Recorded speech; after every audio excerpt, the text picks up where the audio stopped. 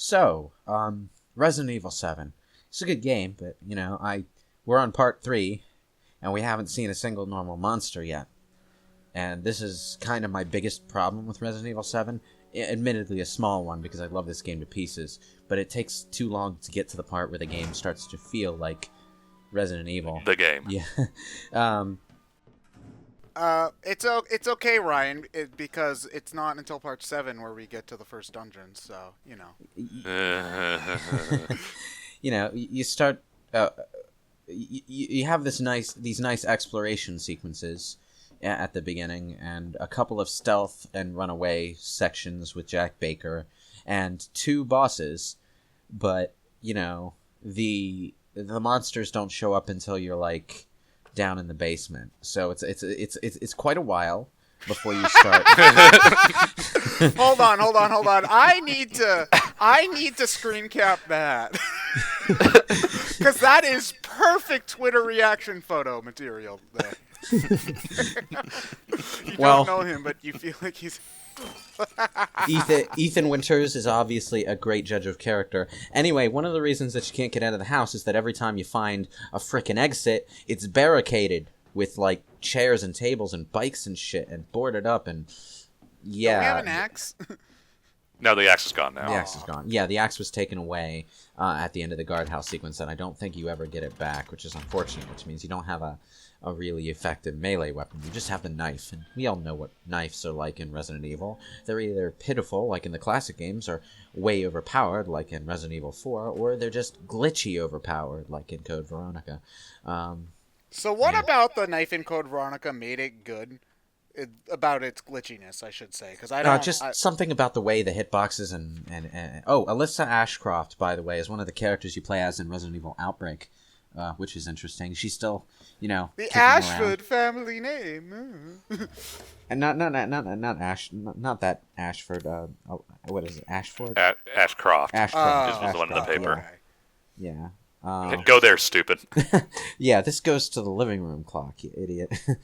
Although there's nothing really stopping you from just pulling it down, but whatever. What's with all the puzzles in this place?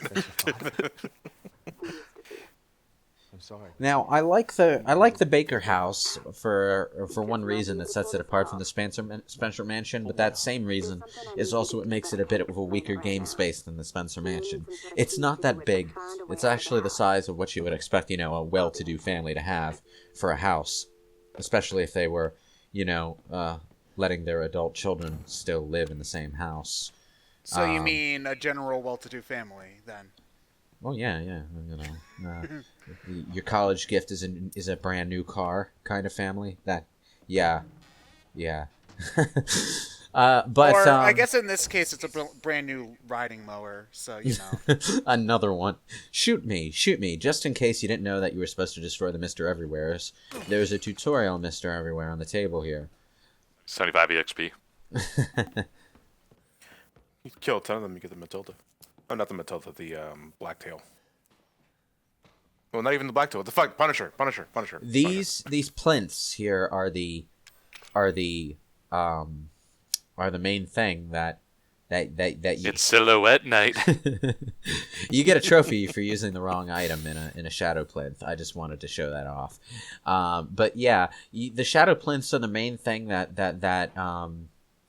the oh yeah, there's also a picture of the Arklay Mountains dated 1991. So some 7 years before the Raccoon City outbreak and the mansion incident, someone from the Baker family, not necessarily Jack, maybe his father, went down to, well, probably west or north Midwest. They went to the Raccoon City area and were so impressed by something that they saw George Trevor's company had done, they apparently... Of course they would be Confederate people. Of course. All right. I mean, they also have the same shotgun puzzle. Yeah. The shotgun on the statue puzzle. You're supposed to find a broken shotgun elsewhere in the house and put it on the statue in order to claim the actual working shotgun. I'm not going to be doing that because the actual working shotgun in there is a piece of ass. Well, okay, it's a good gun, but there's a better one and you can get it just by holding on to the broken shotgun until you leave the house, and then repairing it with the repair kit that is hidden literally right outside the front door. So Right under the stairs, back door. It's the back door. But So is it one of those things that's easy to miss the first time you play? Oh yeah, I Yes. missed that repair kit the first time I played. But what the developers intend for you to do is find the broken handgun in the trailer and use the first repair kit on that to get a better handgun. But But you can just use it on the shotgun and get the better shotgun. anyway, the door outside of the mansion is locked by a Cerberus emblem. It's I get it. cheeky little visual pun. I don't get it. Because the dog Gates of monsters hell. that chased you into the mansion in Resident Evil 1 are codenamed Cerberus. Oh, okay. Now I get it. I always also just took it as a tribute to this Greek mythology and the Cerberus Guarding. guarded the gates of hell. That so. too, yeah. It's also a visual pun, though. Anyway, the Albert 01R is actually a replica of the gun that you use to defeat the final boss at the end of the game. So it's not as powerful, but that version of the gun was loaded with special anti-BOW ammunition. So It's yeah, powerful against living things. it's powerful against biological mutant things. That's still a living thing. You get to use that special ammo type in Chris's campaign, but we won't be doing Chris's campaign for a while. I've only recorded the core game for this playthrough. I kind of want to get to the Resident Evil 2 remake sometime this year, thanks. But, So by the time Resident Evil 9 gets out, good job. well, the two epilogue chapters are quite fun, but they're also very actiony, and they're not. They don't explain a whole lot. They don't. The Chris one explains a fair bit in that it explains why the fuck Umbrella gets involved at the very end of the story, because it's not the same Umbrella that made the bioweapons. They're actually, the employees and stuff of the actual pharmaceutical enterprise stepping up to take responsibility for the shit their bosses did, and that's kind of cool. I like it. It's a nice, Umbrella nice is addition actually to the like lore. trying to not be evil. It's under new management, yes. Man, they're gonna need a hell of a PR campaign. Well, yeah. Here's the thing. Okay, Umbrella, on top of all of the weird bioweapons research, was actually a legitimate pharmaceutical enterprise, and there were a lot of people who worked for them who just wanted to work for a legitimate pharmaceutical enterprise, who took satisfaction from that line of work as one might, but they got caught up in the fallout of Umbrella, the corporation, crashing and burning after everyone found out about the T-virus outbreak. So, they're kind of victims, but instead of sitting around pissing and moaning, they took what was left of the company and turned it into an anti-bioterror organization, much like the BSAA. And Hi, Grandma. and it's only around this point in time that they're getting into the swing of what they do, and working with the BSAA and Chris Redfield to establish themselves as fighting the good fight and all. It's admirable, and I like it. And it's the first time the series has acknowledged that this pharmaceutical enterprise had a lot of employees who weren't necessarily guilty of what Umbrella was doing. Also, speaking of copy-pasted assets and things that Jack Baker keeps buying over and over, there are a lot of copies of the same 5 books in his house. Sometimes you just have those favorites that you need to read and reread and have copies. I that you don't take blame notes in them. and I don't copies blame that them. you- I've bought so many copies of the Harry Potter series that I actually gave away a full set to a friend from work not long ago, just because. Hey, I won't judge with how many copies of Sonic 1 I have. Yeah, but okay, John. But why Sonic 1? Why not one of the good ones? Hi, Marguerite. Help! I've been trapped in this mansion. Does Well, she have a pet bird on her shoulder? Or is that? Here's the thing: if you No. wanted to get out, you could probably slip through these Yeah. flats and climb down. But once you're in the yard, you find you're trapped in the yard too, because it's not exactly the most geographically open area. Surrounded by a bunch of alligator-infested swamps, and they are alligator-infested swamps. You actually fight the alligators in one of the DLCs. Well, that's one box, so about 50 more and I can get that gem. It almost uses the Crash same sound Bandicoot 1 effect. rules, though. You can't die. Anyway, You can jump down to the first floor from the staircase. The staircase existed in the Zoe prologue, but it's been torn down, presumably to make it harder for people to escape. That's the thing. The Baker family has been kidnapping people and toying with them for years now. 3 years, to be exact. So they've set up a whole lot of bullshit around the house just to keep the victims occupied.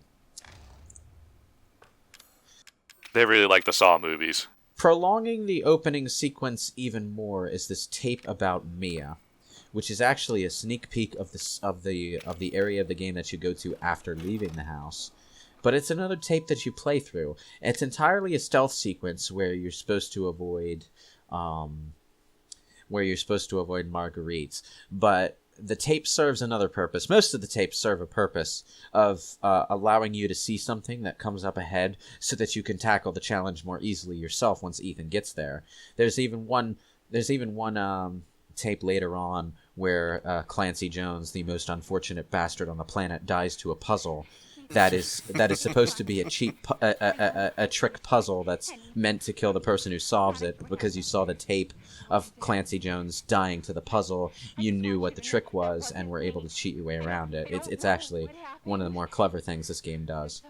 Is there a way to have that guy survive the puzzle, or No. Nope. You can't solve the puzzle correctly in the tape. The means of solving the puzzle in the tape is locked until you complete certain steps. But once you get there as Ethan and you know the steps, you can skip steps and solve the puzzle without blowing yourself to smithereens.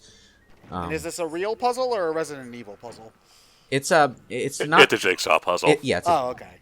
The jigsaw puzzle in the sense of As in the jigsaw Saw. movie. It's Saw. Oh, okay. No, it's an actual Jigsaw. No, it's a 1,000-piece jigsaw. All puzzle. white. Yeah. You have the way to not kill yourself is to not do the outside. I have a serious question about this tape though. How did the VHS cassette tape capture that hallucination?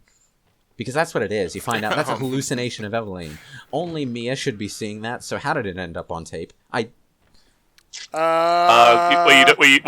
you don't see is you see Luke's at a computer with like Adobe After Effects and shit. Yeah, he's got to put all that shit himself. No, what about a fatal frame? And don't you capture spirits? Yeah, and all but this that's shit not with hallucinations. Those are actual ghosts. Well, the point is that you're using a peripheral to see something unnatural. It's also a magic. It's also a special camera. Yeah, it's a special camera designed specifically. Okay, so this is a with special like, camcorder. with like There magic you go. runes Problem and stuff. solved. This is a tape. This is a regular ass VHS tape. No. It's a special cassette. Put inside a special VHS, but straight from a special camcorder. All from that one Japanese company. Marguerite, by the Yeah. way, is a hell of a lot easier to avoid than Jack Baker because, unlike Jack Baker, she follows a set path, and you can avoid her by hiding in set locations. But, there's something this game loses after the first playthrough, which, granted, could be said for every Any horror game. Yeah. The uncertainty of when you'll run into Jack, because that is something that does happen on occasion, and it's something I really do commend the game setting up Jack to be so nigh invulnerable, is that if you run into him, it's like, fuck me, this is going to take forever. The uncertainty because of running into Jack is still present in the areas of the game where he does appear, because Jack is not, he does not follow set patterns. He can show up in a bunch of places. And in this playthrough, he actually got so annoying that I actually had to shoot him down in order to progress with the game. So, yeah, he's kind of the anti-speedrun character. So isn't that how Nemesis worked in Resident Evil 3, though? Didn't he show up at set Nemesis points showed too? up in set points, although there was some randomization elements and some elements of if you made certain choices during the game, he would appear here, or here, in the game. So it wasn't random, but the way it was set kept you guessing. And there were some places, I think, where there was a random chance of him appearing, but he wouldn't necessarily always appear there. Yeah, the locations are set, yes. It was less scripted than Mr. X was. Mr. X is funny, though. Nemesis was just handled so well that it puts a lot of games to shame. People compare Jack Baker or Pyramid Head to Nemesis, and I'm like, no, Nemesis was not like that. Nemesis was a hell of a lot more dynamic. I guess it might just depend on how scary you find the actual monster, then, or person. In the case of Jack. Nemesis as a design, as a monster, wasn't necessarily scary. What kept the tension going was how well he was integrated into the game. You never knew when that fucker was going to show up, and when he did, you had to book it, or he was going to wreck your shit. He was such a bastard to kill. You were better off running. God forbid, the sequences where he has a bazooka, just to throw salt in the wound. Yeah, but then you wanted to try and kill him anyway, because when you did, he would drop stuff for you. And some of those items were actually upgrade parts for your weapons, so there was some reward for taking him down. It was a hell of a pain in the butt, but you could do it, and it was a real sense of accomplishment when you did. And yeah, this tape is also there to show you how the shadow plinths work. So, tutorial. It would be great if there were some random normal-ass monsters in between the beginning of the game and this. But yeah, the first 3 parts of this playthrough are all really, really slow. And, I've been hammering that point home, but like, Resident Evil 1, Resident Evil 2, Resident Evil 3, you start running into normal monsters right off the bat. There's no big wind-up. You're just right into the struggle, and I kind of feel like that's lost on this particular game in the series. And I feel so mixed on that point, because the beginning is legitimately scary. It really got me into it the first time I played. Only the first time I played, though. Well, this is the...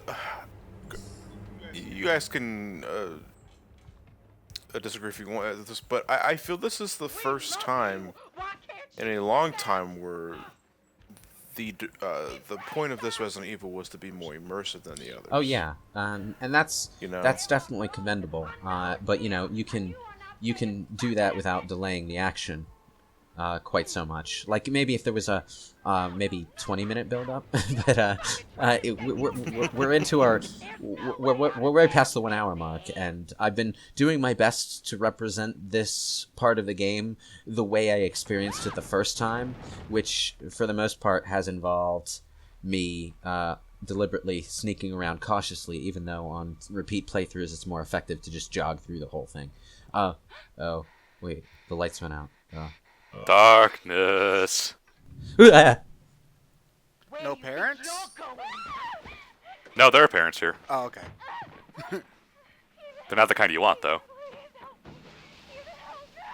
So is that a new tape or an old tape? And that's a wrap, ladies and gentlemen. We have successfully filmed the sequel to the Blair Witch Project. Except that already exists. That already exists. You mean the second sequel? Right. Yeah, nobody ever talks about Book of Shadows. For good reason. We've successfully filmed a good sequel to the Blair Witch Project. I do like the return of like full-blown files and things, though.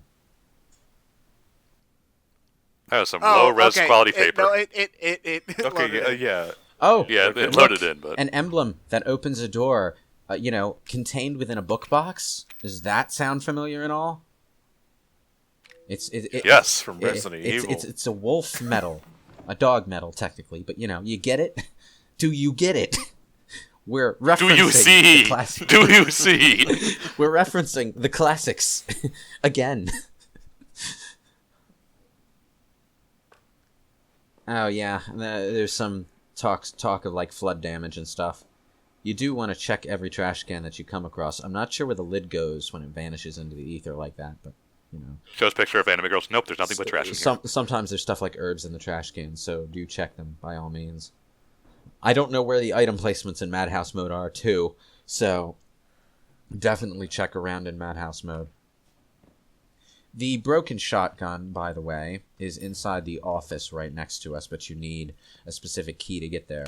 You can get that key pretty early on in the basement section, and then run back here to get the broken shotgun, and then get the regular shotgun from the main hall, and that will make life a hell of a lot easier for you in the basement. But if you stick it out and just deal with the basement monsters with just your handgun, you'll basically stockpile all the shotgun ammo that was meant to keep your shotgun going through that section, and well, that's enough shotgun ammo in the better shotgun to face roll most of the game. So yeah, risk reward. She's still there. Grandma, how did you get up the stairs? That is a very good question. One, the stairs probably had that device with it. one that even Oh, you mean that shit that just drives you up a wall? Yeah. Oh, when you put it that way, it sounds remarkably stupid. I love that pickup. Just some woman on that wall elevator thing with the chair. It's like, that shit just drives me up a wall. I mean, I does. I had to pause here because I wasn't sure if I wanted to if I wanted to use this chemical to mix another medical item or to mix ammunition. But here's the thing: the medical bottles can only be used. Can only be stacked in groups of 3. You can only hold 3 medical bottles in one space, which, to be fair, is, more medical items than you could hold in one space in the old games. 2 more, to be precise. But, just because you know that you can only hold 3 at a time and per one space, you might want to limit yourself to just 2 or 3 items at a time and use additional chemicals to make, like, flame rounds or handgun bullets. There are 2 chemicals that you can mix with gunpowder. If you mix a regular chemical with gunpowder, you get some regular handgun ammo. You get enhanced handgun ammo if you mix gunpowder with the red chemical, though. The red chemical is fairly uncommon, but there's plenty enough of it to make stuff. I kind of just wish that the ammo crafting system was more involved, though, like the ammo crafting in Resident Evil 3, where you could eventually, like with the correct ammo types and all, you could make gross. You could make, nothing wrong here. Good old James Sunderland teaching me these things. you could make pretty much any ammo type you wanted in Resident Evil 3 if you held on to your resources and waited until you had the best components you could find. Gross.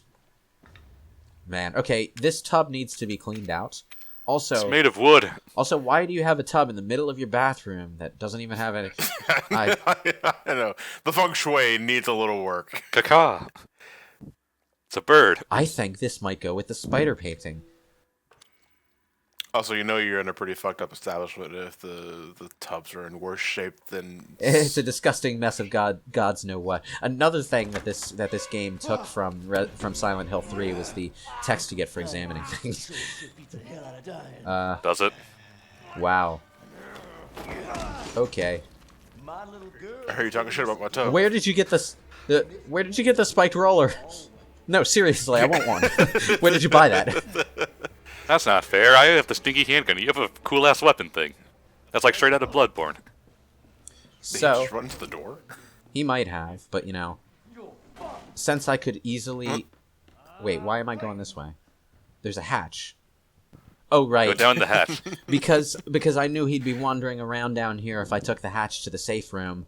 I decided to hide in here, wait until he wandered away, and then walk around through the hole he left in the wall. Did he leave a hole? That and holy shit, did you see that thing he had in his hand? Wait, I forget. Did he leave the hole in the wall this time? No, he didn't. Damn. My You plan didn't falls see him do it apart. the first time.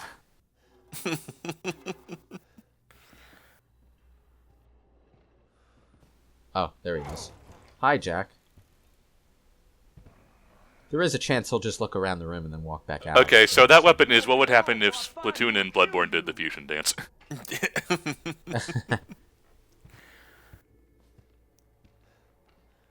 Welcome to the family, son, and he says "woomy" as he punches you in the face. You died.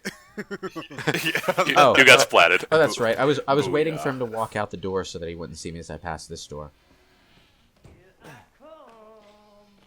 Now, the problem with using this passage again to get away from him is that it actually takes you to the other side, and there is and while he won't follow you into the safe rooms, going into the safe room resets his position. He just sort of randomly pops to another place. So there is a chance that you could put yourself at a disadvantage by doing this. What if we start transcending the laws of physics and pops out of the washer? You like temporarily disable him by putting it on tumble dry. Oh, right. I decided not to craft ammo because I was already at capacity for one spot. I mean, that works, so... I mean, you still have 4 spots, so... Yeah. The inventory in this game is less of a chore to deal with than, I would say, the classics are. Because all right, so It certainly looks faster to manage. explain again the attack, defense, instant coins. You said that's DLC. And what are they? They're stat buffs. you put them in your inventory and they buff certain stats. Yes. They buff certain stats. So Ethan has a coin slot. Yes. He doesn't have a special equipment slot for it. No, you have to waste an inventory space on each one you decide to use. I'm more Just to get a buff. Yeah. I'm more talking about physically. He just puts them all in his pocket and he just feels better. It's his shiny Oh! self-esteem coin. Oh, now Yeah. he broke through the. Now he broke through the wall. Oh, no. Oh, jeez. Safe Back in the room. safe room. Back in the safe room. Goodbye. Do the Jesus. games ever do that? Like attack you in the safe room? I thought he had to be in the room and aware of you for that to happen, but it happened on its own. Damn it, Mr. X. But since he broke through that wall, I now Now it's have open. an exit from the other side of the passage that's closer. So, if I want, I can take the passage back to where I escaped from and use that hole in the wall, because the hole in the wall answer is your right question, next to the Ted, hatch. I don't think there is a Resident Evil game where somebody attacks you in a safe room. Because that's, I think a pretty decent horror game trick. Like, attack you in a point where you're supposed to feel safe. The problem is it's supposed to be safe just for gameplay convenience, not so much. Well, I'm not for- saying they should do it randomly or a lot, but just like once.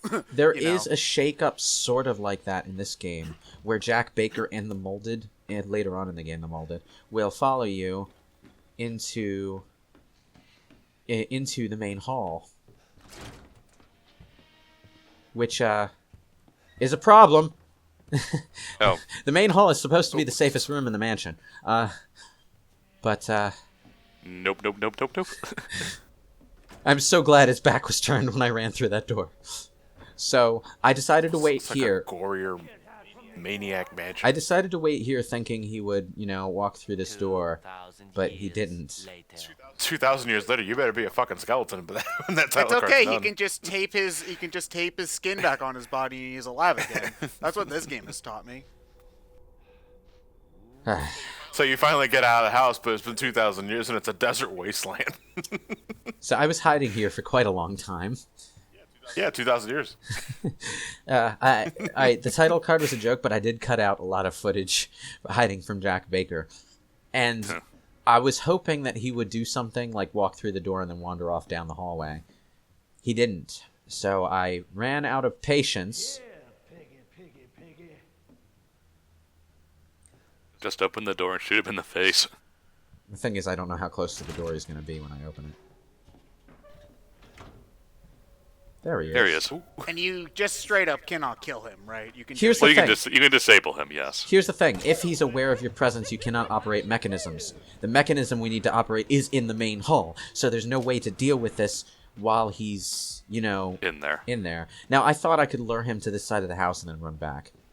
And only waste one bullet on him. I lost them. But then he's like, Are you know fucking what? kidding Fuck me? it. And then he goes straight back to the main hall, the asshole. Hey, kill me. I'm right here. Now, he won't always do this, but in this particular playthrough, it was like he was standing guard over the shadow plinth. He's aware. And, him disabling mechanisms while he's aware of you kind of limits the tricks you can use to avoid him, too. There's one wait, thing... so he just straight up, you can't use them at all, or if you use them, it'll just attract him to you? you can't use the mechanism. The HUD will give you an X marker telling you can't use it. I'm not sure how I blocked that with my hands, but okay.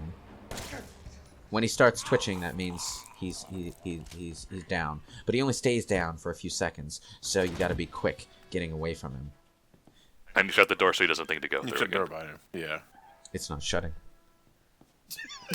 Oh no. Eventually, the doors will shut on their own, but you know. One of the things though that some people, including myself, have thought to try when hiding from Jack Baker is to intentionally shut themselves in the shotgun room in the main hall, and just like crouch below the window and wait for him to go away. But you can't operate the shotgun if he's aware you're there. So, Oops. yeah, kind of a design flub. Fortunately, Mr. X in the Resident Evil 2 remake doesn't have that problem. He will totally follow you into areas where there are other enemies, and you can totally do things while he's following you. So, yeah. Can he kill you while you're solving statue puzzles or whatever? Well, I would think so, but, you know, you can at least do them. At the time of this recording, I don't think we know the full extent of what Mr. X is capable of in Remake 2. Can he summon 8 robots to try to destroy you? Ted, that's ridiculous. We've had substantial footage of Mr. X following the player through basically the entire police station, so it's looking very, very compelling.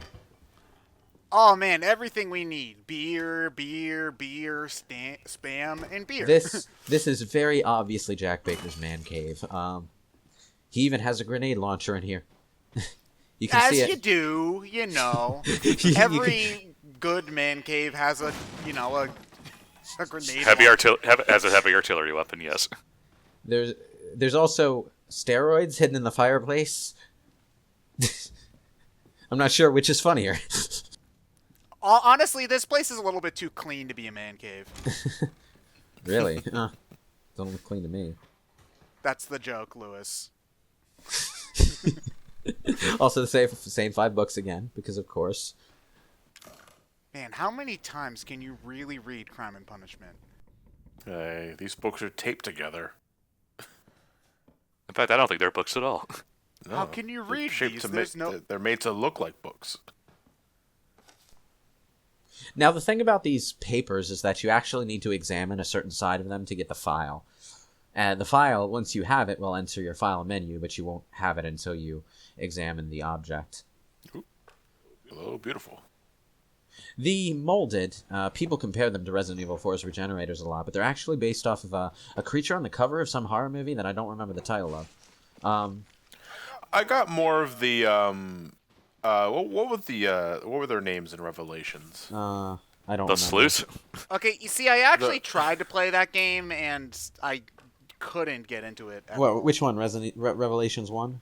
Yeah, I tried yeah. to play the Switch version, and, I know it's a little bit off topic since we're not playing one of the games with them anymore. I don't know how people can play those games with those controls and have fun. I don't get it. Maybe it's just a taste thing, I don't know, but it just felt very sloppy trying to move from place to place. And while I get that that's the appeal for a horror game, is that you don't feel like you're in full control, which adds to the scare factor. For a game that's trying to be action-focused, I don't get In Revelations 1's case, it's more like they still hadn't quite refined the freedom of motion that Resident Evil 6 and Revelations 2 would have. So you were kind of skating around all over the place. It's weird. Yeah, but I was used to the control from RE4 Wii, which is just really good, which makes that game actually fun. I don't think I would enjoy RE4 if I played it on Here's the thing, though. a normal console. Here's the thing, though. Resident Evil 4's controls are tank controls. They're actually even more limited. Yeah, I know, but the aiming felt good, and I just could not do the aiming with normal sticks. And maybe that's... You're talking about with you're talking about with analog control. Yeah, shooting control with analog is always a bit of a shaky proposition. The ideal way to play those games, if that's your problem, would be the PC version with a mouse. This is a safe room, Lewis. Yeah, I know. Is it, Ryan? Is it really? Yes. It's a safe room inside an unsafe house. So anyway, we fought our first monster. No big a zombie turning its head reveal. It just sort of pops out of the wall in that one room. I love the mold texture of the molded in this game. The molded are good. The game has a serious enemy variety problem, which was, now that I think about it, a problem Revelations 1 also had. But, Yeah, you could say they're all from the same mold. Ah!